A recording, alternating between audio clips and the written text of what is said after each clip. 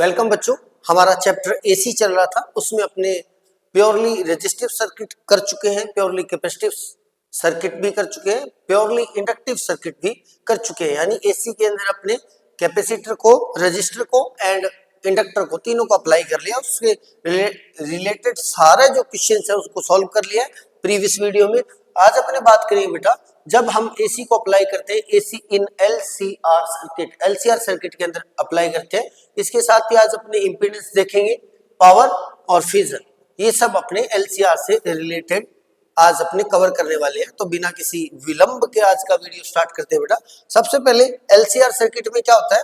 LCR circuit होता है एक ऐसा एसी सर्किट होता है जो कंटेन करता है, जिसके अंदर कनेक्टेड होते हैं एक एल यानी inductor of self inductance L, एक सी यानी capacitor of capacity C farad, एक आर यानी resistance of R ohm value का।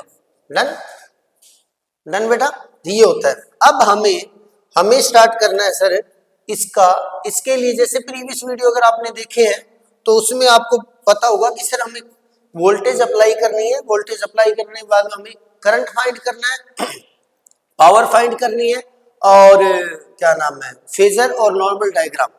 ये इतना सब हम इसलिए कर रहे हैं ताकि हम एलसीआर सर्किट को यूज कर पाए इन डोमेस्टिक कोई भी या फिर कोई भी इलेक्ट्रिक डिवाइस जो एसी बेस्ड हो उसके अंदर। डन बेटा। तो सबसे पहले कंसीडर करते हैं, ये सब लिख लेंगे, उसके बाद में अपने करेंगे वी अप्लाइंग। ये वोल्टेज जो हमारे पास थी वो V equal to sir V naught sine omega t थी सर। Okay sir. अब अपने by applying loop law, by applying Kirchhoff's loop law या फिर लूप लो सीधा लिख सकते हैं। लूप लो क्या होगा बेटा? लूप लो बोलता है sigma V equal to zero, sigma V equal to zero, यानी जितना वोल्टेज सोर्स देगा उतना उनके अक्रॉस ड्रॉप हो जाएगा, बस इतनी सी बात है। इट मीन्स VAC अगर ये गिवन दे रहा है माइनस का VL यानी उसके across voltage drop, minus VC यानी कैपेसिटर के अक्रॉस, माइनस में VR यानी रेजिस्टर के अक्रॉस इक्वल टू जीरो। अब इन सब की वैल्यू जो है प्रीवियस वीडियो में मैं करवा चुका हूँ बेटा। तो ये अगर उधर लेके जाऊंगा तो प्लस का हो जाएगा सारा, VL प्लस VC प्लस में VR और इक्वल टू मेरे पास बन जाएगा VAC। अब इन सभी की अगर मैं वैल्यू पुट कर देता हूं तो मेरे पास बन जाएगा, इसकी वैल्यू होती है L di/dt सेल्फ इंडक्टेंस की डेफिनेशन से, प्लस में ये मेरे पास होता है बेटा Q/C कैपेसिटी की डेफिनेशन से, प्लस में ये वाला मेरे पास होता है बेटा IR रेजिस्टेंस की डेफिनेशन से और ये अपने पास हो जाएगा बेटा V naught sine omega T जो अपने अप्लाई किया था। डन। अब हमारे पास एक ऐसा रिलेशन आ गया जो किसके अंदर है बेटा? LCR और अप्लाइड पोटेंशियल के बीच में। अब सबसे बड़ी प्रॉब्लम है कि जब आप इसका सॉल्यूशन करना चाहते हो तो इसके सॉल्यूशन के दो प्रोसेस है। कितने बेटा? दो प्रोसेस है। एक है मैथमेटिकली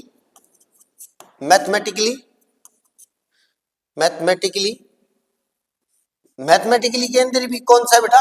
हम ये एक डिफरेंशियल इक्वेशन बन रही है उसको सॉल्व करना पड़ेगा, बिकॉज अपने को आई फाइंड करना है। डिफरेंशियल इक्वेशन बन रही है बेटा di/dt, लेकिन इसके अंदर बहुत सारे कंपोनेंट्स है, L है, Q है, C है, I है। तो ये डिफरेंशियल इक्वेशन को सॉल्व करना पड़ेगा। ये एक लॉन्ग प्रोसेस है। क्या है बेटा? लॉन्ग प्रोसेस है। कौन सा? डिफरेंशियल इक्वेशन DE लिख देता हूं। तो इसका एक शॉर्ट प्रोसेस जो है उसमें आप इसको सॉल्व करते हो बाई फेजर डायग्राम। बस हम वो ही करने वाले हैं, फेजर डायग्राम। अब हमें नहीं पता कि इसका सॉल्यूशन क्या है, तो हम सबसे पहले लेट कर लेते हैं इसका सॉल्यूशन। मान लेते हैं बेटा इसका सॉल्यूशन है कुछ, जो सॉल्यूशन है, सॉल्यूशन का मतलब इससे जो आई की वैल्यू निकल के आएगी वो। देन सपोज कर लेता हूं, let solution of this equation, let solution of this equation जो है उसको मैंने मान लिया बेटा कि इसका solution sir I equal to मेरे पास I naught sine omega t plus phi आ रहा है। अब फाई का क्या है बेटा? 5 फेज डिफरेंस है। इट मींस वोल्टेज हमने अप्लाई किया था sir V equal to V naught sine omega t, जबकि मुझे करंट मिल रहा है लेट करके ये, मतलब जो करंट है वो 5 फेज डिफरेंस शो कर रहा है। अब ये 5 जो है पॉजिटिव भी हो सकता है, ये 5 नेगेटिव भी हो सकता है। ये कब हो सकता है बेटा? अब हमें ये पता है कि डायग्राम के अकॉर्डिंग अपने L, C और R तीनों को कनेक्ट किया। अब आपको प्रीवियस तीनों वीडियो अगर आपने देखे हो तो बहुत इजी हो जाएगा आपके लिए। R जो है वो फेज में कोई चेंज नहीं करता, करंट और वोल्टेज को सेम फेज में रखता है। L जो है वो उसके अंदर जो करंट है वो क्या करता है बेटा? लैग करता है। और C है उसके अंदर करंट क्या है? लीड करता है। डन बेटा। अब C के अंदर करंट लीड करता है, इसके अंदर लैग करता है π/2 से। तो अब अपने डायग्राम बनाते हैं, पहले इन तीनों के डायग्राम बनाते हैं, उसके बाद में अपने इसको यूज करेंगे। कौन सा? फेजर डायग्राम बनाते हैं सर। तो इसका सबसे पहले फेजर डायग्राम बनाते हैं। तो मैं अलग अलग कलर से बना रहा हूं। सपोज करते हैं ये वाला मेरे पास बेस था, ये वाला जो मेरे पास बन रहा है बेटा वो बन गया सर VR का। किसका बन गया? VR का। ठीक है। कैपेसिटर जो है मेरे पास वो बना देता हूं ये बेटा, ये VC यानी वोल्टेज ड्रॉप अक्रॉस C। ये वाला जो मेरे पास है VL बन जाएगा। क्यों बन जाएगा सर? क्यों बन जाएगा? ये इसलिए बन जाएगा सर, ये π/2 क्या कर रहा है? लैग कर रहा है इसके अंदर, और ये लीड कर रहा है। अब इन तीनों के अंदर निकालना चाहें, अब देखो बेटा इन दोनों के बीच में जो एंगल है, इसमें C और L के बीच में जो एंगल है वो 180 हो जाएगा, बिकॉज वो π/2 लीड कर रहा था, ये π/2 लैग कर रहा है, तो ये 180 हो जाएगा। डन। और ये जो है ये करंट के साथ सेम फेज के अंदर वोल्टेज के साथ, इसके अंदर अगर मैं करंट अप्लाई करूं तो करंट मेरे पास ये आएगा सर I, कौन सा? IR। डन बेटा। तो ये मेरे पास बन जाएगा बेटा ओमेगा टी बन जाएगा। क्या बन जाएगा? ओमेगा टी बन जाएगा। अब अगर इन तीनों को मैं ऐड कर दूं तो मेरे पास नेट पोटेंशियल आना चाहिए। क्यों? क्योंकि सर नेट पोटेंशियल जो है ये रहा, जो हमारे पास VAC जो होगा वो इक्वल होगा बेटा voltage drop across L plus में voltage drop across C plus में वोल्टेज ड्रॉप अक्रॉस R। ये हमारे पास आएगा अगर तीनों को ऐड कर दो। लेकिन तीनों को ऐड करते टाइम क्योंकि हम बात कर रहे हैं फेजर की, देन फेजर के अंदर क्या है बेटा? ये है रोटेशनल वेक्टर है। क्या बेटा? सब रोटेशनल वेक्टर्स है। क्या बेटा? रोटेशनल वेक्टर्स है। अब रोटेशनल वेक्टर्स है तो क्या प्रॉब्लम आएगी? रोटेशनल वेक्टर के केस में क्या होगा बेटा? ये वेक्टर और ये वेक्टर दोनों एक दूसरे के जस्ट ऑपोजिट है। क्या है? जस्ट ऑपोजिट है। तो इन दोनों का जो रिजल्टेंट आएगा वो यहाँ कहीं भी आएगा, कुछ इसमें से कैंसिल आउट हो जाएगा, रिजल्टेंट ये वाला कुछ हो जाएगा, जो आएगा हमारे पास बेटा VC माइनस VL। ये मेरे पास आ जाएगा VC माइनस VL आ जाएगा, क्योंकि इतना जो इसका मैग्नीट्यूड है वो इतने मैग्नीट्यूड को कैंसिल आउट कर देगा। अब अगर मैं VC माइनस VL और IR को अगर मैं क्या कर दूं बेटा? क्या कर दूं? अगर IR को VR को और VC माइनस VL को ऐड करना चाहूं तो मेरे पास ये बन जाएगा सर, ये लो इसके पैरेलल ऐसे लाइन खींचेंगे, ये लो। डन बेटा। और ये हमारे पास VC माइनस VL है, ये मेरे पास VR है। तो इन दोनों को ऐड करने के लिए अपने 11th क्लास से पैरेललोग्राम लॉ लगाएंगे। पैरेललोग्राम लॉ से इन दोनों का रिजल्टेंट यहाँ कहीं आने वाला है। कहां पर बेटा? यहाँ कहीं पर आने वाला है। इन दोनों का रिजल्टेंट है, जो रिजल्टेंट है वो यहाँ कहीं पे आने वाला है, और वो जो यहाँ कहीं पे आएगा वो नेट वोल्टेज V को शो करेगा। वो किसको शो करेगा बेटा? नेट वोल्टेज V या VAC को शो करेगा। डन बेटा। और सपोज करते हैं कि अब नेट वोल्टेज VC को शो करेगा, इसका मतलब वो जो करेगा वो फाई एंगल से लीड कर जाएगा।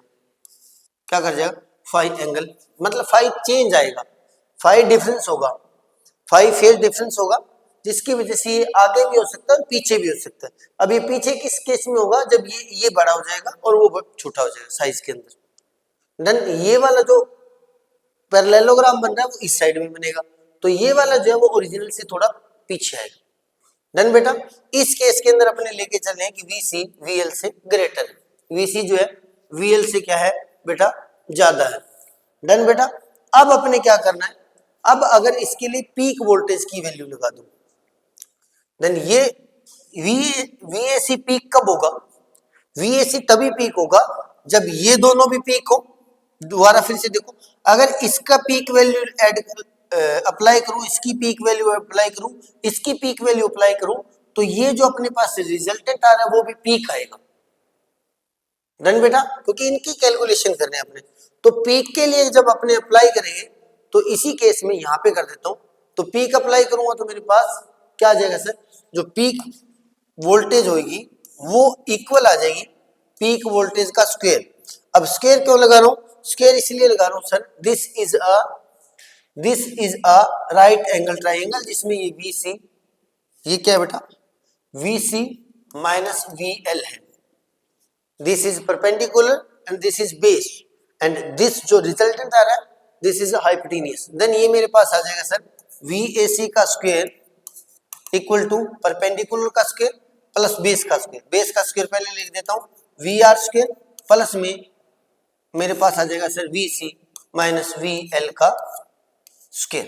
डन बेटा, इससे अगर मैं VAC फाइंड करना चाहूं देन उस साइड में रूट करना पड़ेगा, क्योंकि both side taking cube square root. Then मेरे पास ये रिलेशन क्या बन के आ जाएगा, ये मेरे पास आ जाएगा सर, ये अपने अभी लिखा है, ये आ जाएगा सर अपने पास क्या है, VR का स्क्वायर प्लस VC का नोट आएगा ना बेटा, नोट C का square minus V note L का स्क्वायर। डन बेटा, अब इसके बाद में अगर V नोट फाइंड करना चाहूं तो मेरे पास आ जाएगा सर रूट में क्या आ जाएगा बेटा, V नोट R का स्क्वायर प्लस में V नोट C का स्क्वायर माइनस में V नोट L का स्क्वायर। अब V लग जाएगा सर, V नोट C जो आएगा वो आ जाएगा अपने पास I note XC, and V note L जो आएगा वो अपने पास आ जाएगा बेटा I नोट XL, जहां पर ये क्या है, कैपेसिटिव रिएक्टेंस और ये इंडक्टिव रिएक्टेंस, इन दोनों को मैं यहाँ पे अप्लाई कर देता हूँ। कर दे सर, कर दो। देन मेरे पास V नोट क्या आ जाए बेटा, हमारे पास चल जा भाई, V नोट जो आएगा वो आ जाए बेटा रूट में I नोट R का स्क्वायर, क्योंकि V के लिए IR आएगा रेजिस्टेंस के लिए, प्लस में आ जाए बेटा I note XC minus I note XL का स्क्वायर।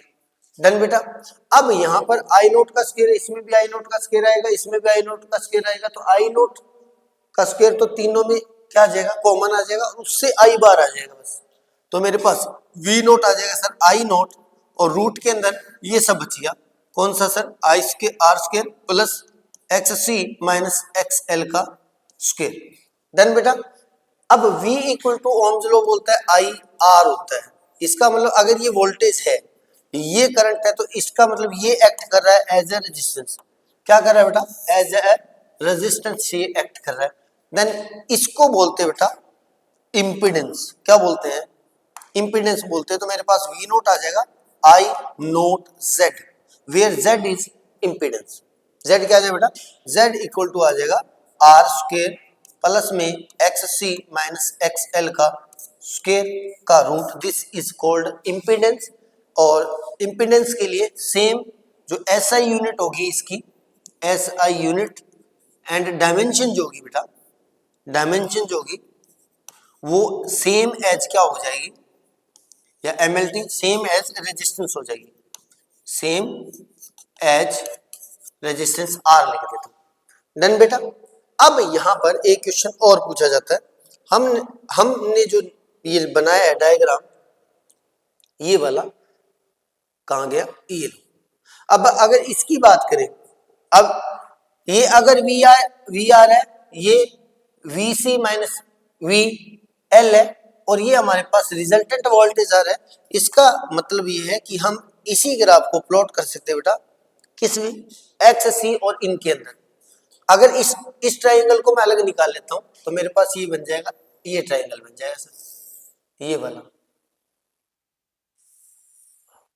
डन, और ये मेरे पास बन गया बेटा VR, ये मेरे पास बन गया बेटा VC minus VL।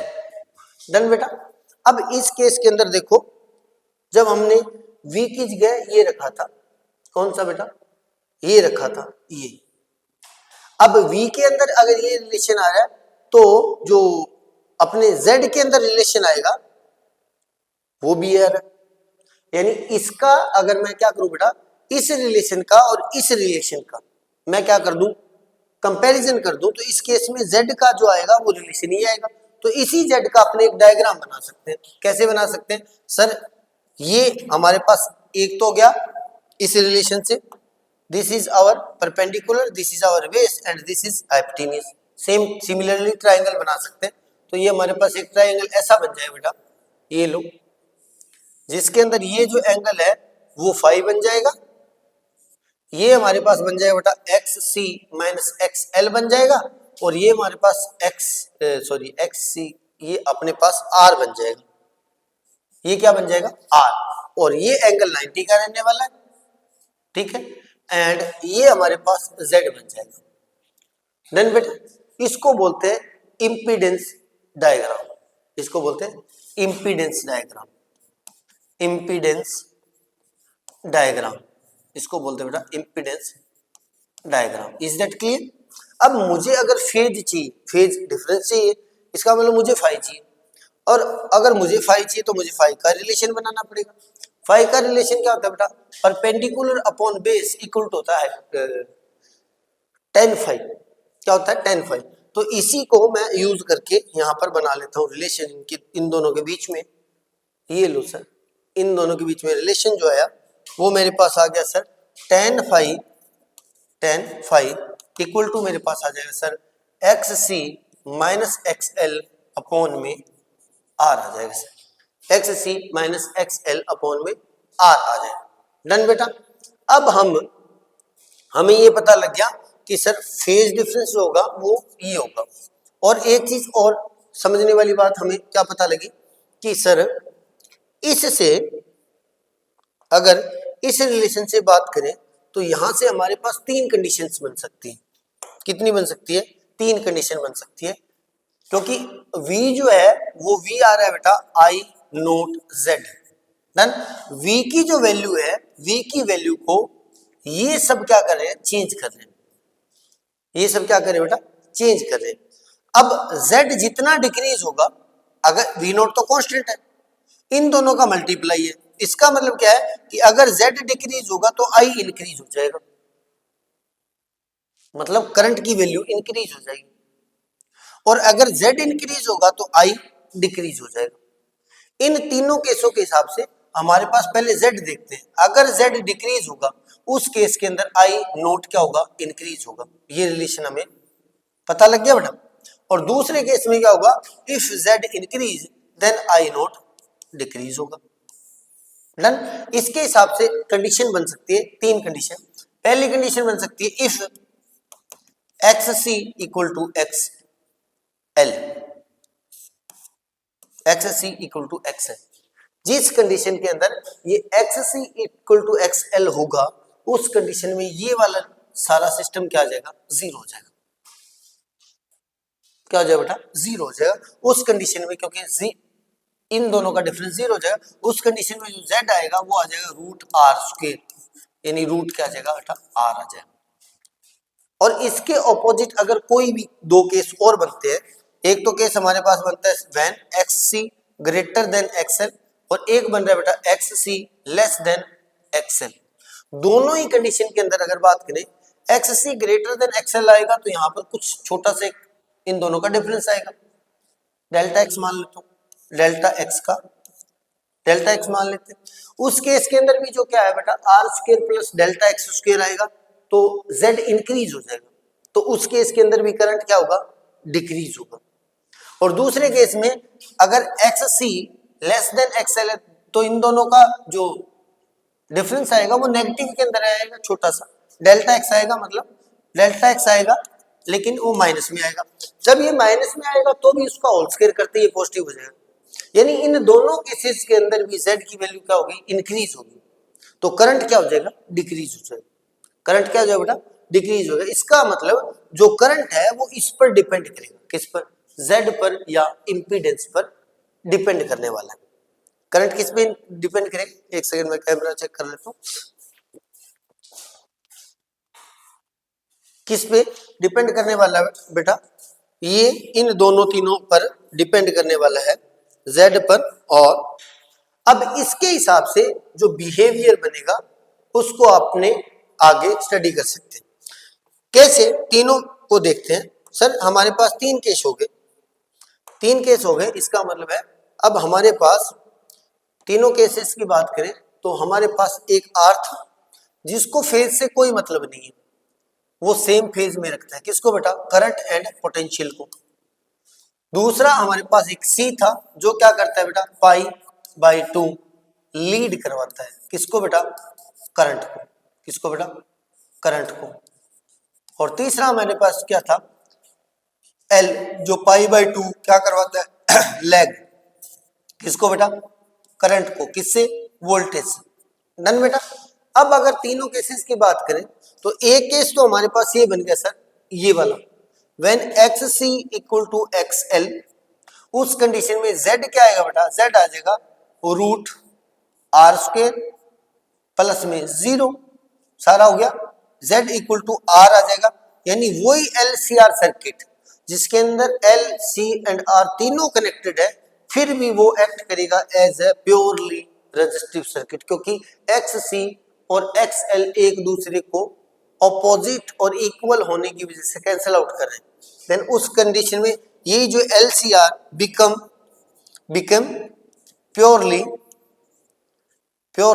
Resistive circuit बन जाएगा बेटा, रेजिस्टिव सर्किट बन जाएगा। डन बेटा।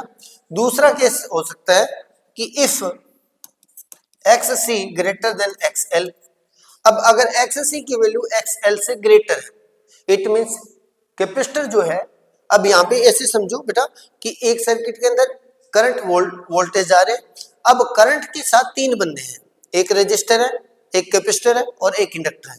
रेजिस्टर बोलता है कि तू अपनी मर्जी से जा सेम फेज के अंदर वोल्टेज के साथ, रेजिस्टर कोई प्रॉब्लम नहीं करता।